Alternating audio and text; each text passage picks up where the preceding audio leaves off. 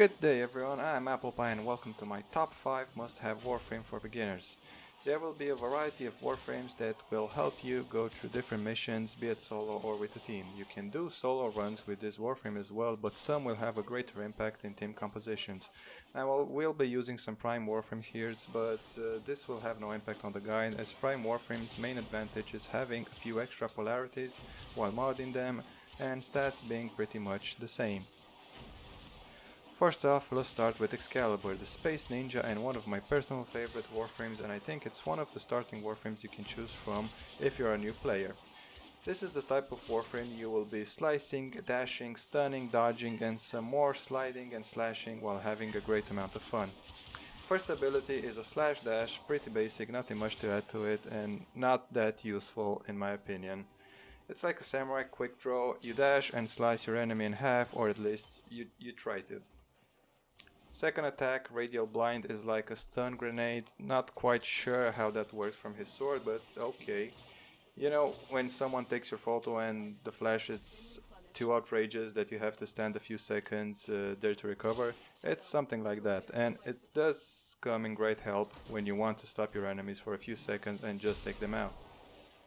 Third ability, again, your sword morphs to thousands of spikes that fling towards your enemies, or if your enemies get too close for comfort, use this spell and it will launch your enemies away as well, with the spikes stuck into them of course. Last but not least, the reason you will be playing Excalibur is the Exalted Blade. It's basically a lightsaber that can launch range slash attacks, and it gets insane with the attack speed. Doesn't matter if you're close or far. Also, while standing still with the lightsaber, this will automatically deflect incoming bullets. I mean, he's gonna try, I'm not saying it's gonna save you from death, but it's something. Another thing you can do with your sword out while sliding and pressing the melee attack button, you will do some breakdance and cast another blinding flash, as in our second ability we've talked earlier, and I think it's half the cost. I told you he's full of combos and fun. As for what mods work on him, what I like to go for is efficiency and strength, because you would want to be able to constantly use Exalted Blade and a little bit of range too, so that the attacks reach a bit further to the guys in the last row. Also, keep in mind that the Exalted Blade will need to be modded as well. It's basically like a melee weapon, and personally here I like to go full on attack speed.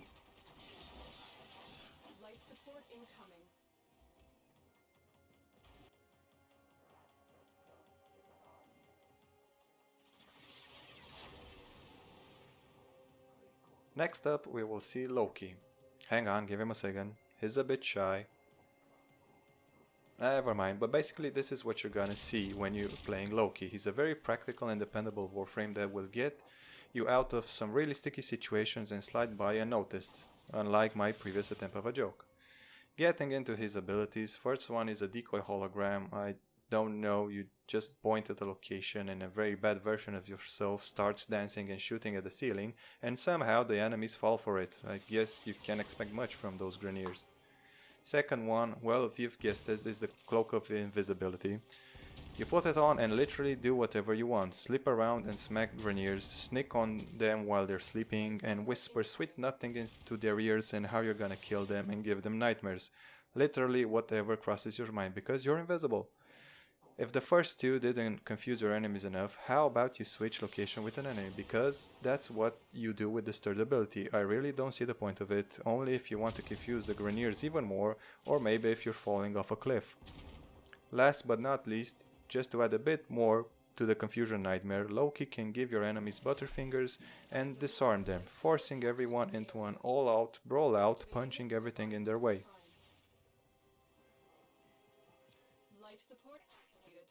Modding him on duration and efficiency will do, because you will need all that energy to remain invisible for the longest time, just like my YouTube channel, and go for energy siphon, because while you're invisible, basically you'll regenerate that energy back. Needless to say, Loki is one good trickster that should not be missing from your arsenal, and yeah, then you got the spy mission, so you need him, trust me.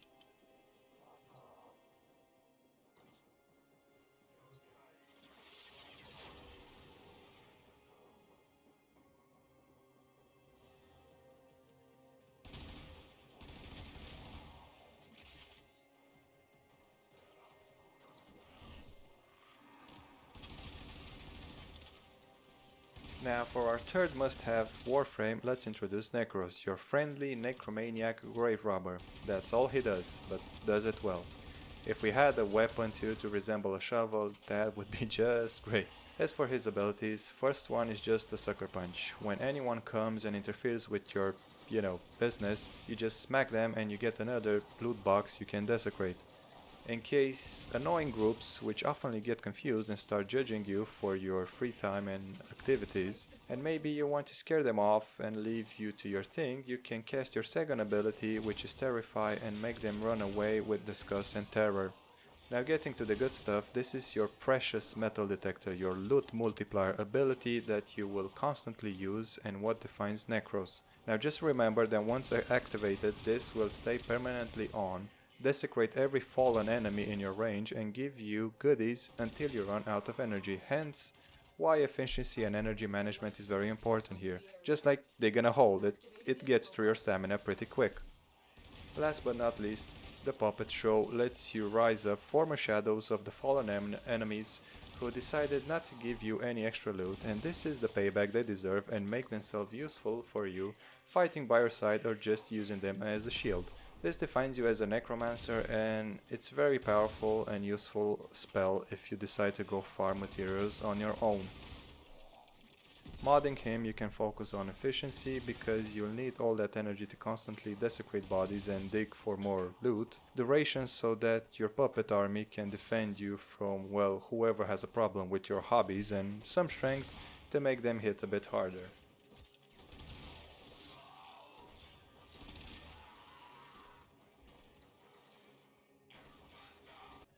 All of these make Nekros one of the best farming Warframes, drops being considerably higher, while on this 5-minute run I got like 6 Argon crystals from mobs, while with other Warframes you usually get around 2 and if you're lucky maybe an extra one. So yeah, consider him.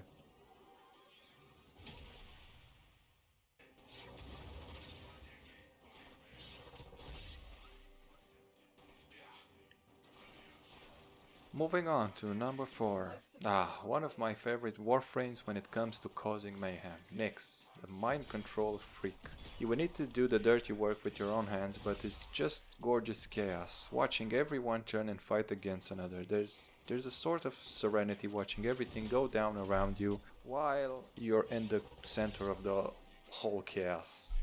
How can she do that? Well, our first ability is Mind Control, which you can use on a single target and turn that enemy into your own minion that will fight and kill for you. Just as simple as that. You get one big boy bombard or machine gun, give him a nice smooch and he's ready to do your bidding. His shots may be a bit off, but his intentions are good. If your minion is being disrespectful, you just pull out your second ability and whip him with your psychic bolts and give him a small reminder on who's boss, or just cast them at the random other enemies, but they don't do much. Now, they might run, but they definitely can hide from them, so it's good for tracking hidden enemies, maybe?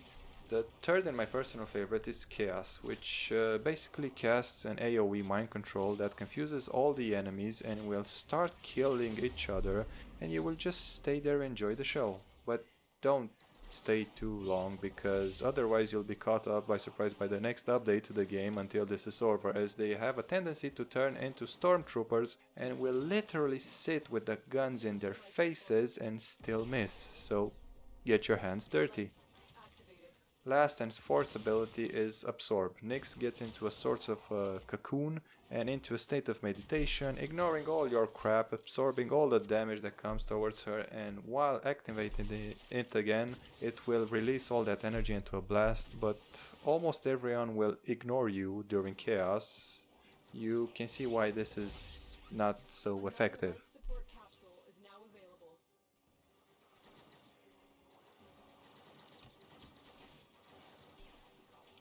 As for modding, I like to go as a hybrid, trying to keep all the specs at 100%, concentrating on efficiency and range so that chaos will reach everyone in the shooting range, but not too far off, because then you'll have to go and find some mobs stuck in some weird places. Also, on energy efficiency, it's good to concentrate and to conserve your energy as well, because the standard duration of her abilities is not that bad, to be honest. So yeah, it's a good one.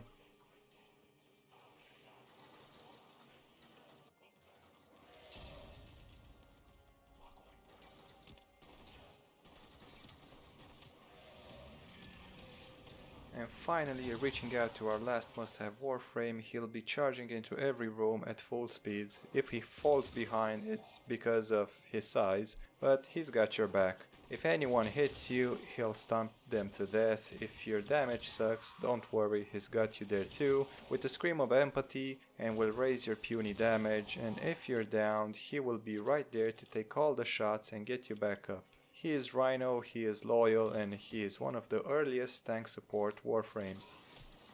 First ability is a charge dash attack, pretty basic, nothing much, helps you make your entry though. Second ability, which you will constantly use, is Iron Skin. This makes you a steel wall for some time. It's basically a set amount of damage which is ignored depending on your strength and diet, I assume.